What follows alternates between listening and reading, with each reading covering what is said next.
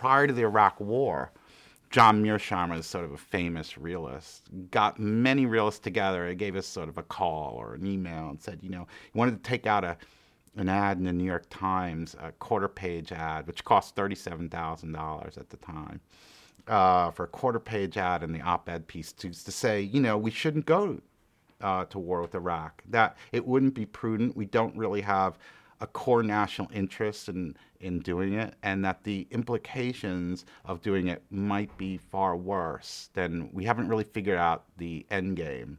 It could be far worse. It turned out to be very prescient advice. Nobody listened. They listened in Europe. They didn't care at all in the United States. And there were like 35 of us realists that essentially, contributed to put our names on it. So liberals are much more concerned with how we get to international agreements. So it's not that we're necessarily opposed to war all the time. Sometimes war is justified. But if we're going to go to war in Iraq, we need to have a rule-based coalition, right? So we have rules at the United Nations that say under these conditions war is okay. It's okay to attack another country. And we didn't really follow those rules. We kind of started to, and then when we realized that countries like Russia and China weren't going to go along with it, we just kind of threw up our hands and said, well, we're going to put together this ad hoc coalition and find any country that will sign on and call it a coalition of the willing, and we're going to invade Iraq.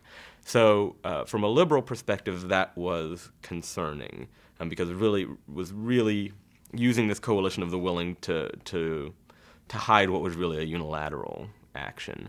So most of us, I think, were opposed to the war, not necessarily for political reasons, but because we thought that the proper procedures weren't followed. Well, one thing that I should be clear about is that unlike realism and liberalism, constructivism doesn't necessarily give you a theory about policy. It doesn't necessarily tell you what you ought to do.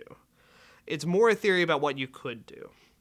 That said, most people that are constructivists tend to be more on the left, more pacifist, in favor of human rights, that sort of thing. But that's not necessarily the case. So that said, a lot of constructivists were, not at all happy with the Iraq War, particularly because one thing that most of them do agree on is that they like international norms. They like international law within broad limits, and they like there to be agreement on what should be done. And inasmuch as a lot of constructivists saw the U.S. and British policy in Iraq in 2003 as a violation of the international law that they see as a sort of hard-fought, hard-earned accomplishment, and as undermining that international law, they're not happy about it. Now, that said, if you could just as easily have been a constructivist who thought that international law constraining war was a bad thing, and you might have been happy that the U.S. and U.K. were doing things that were changing the law. But I don't think there were as many people who thought that.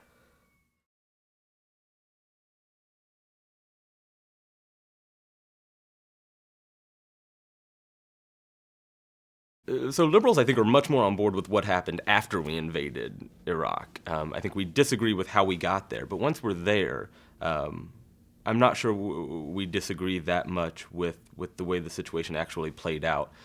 Because if we are going to invade another country and adjust or change their political system, liberals are pretty strong believers in the importance of democracy.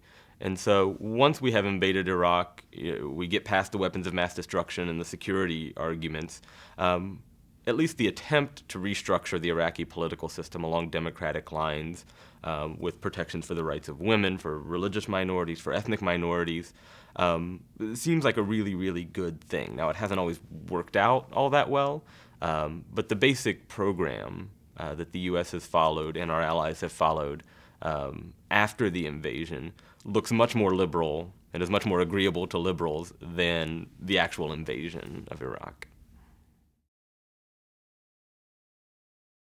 if you're moralizing, crusading, saying, we don't like your human rights policies, and we don't like your regime, the way it's not democratic enough, it's not liberal enough, well, then you're going to get involved everywhere. And the problem with promoting democracy is it doesn't work, first of all. And second of all, it almost always leads to a quagmire.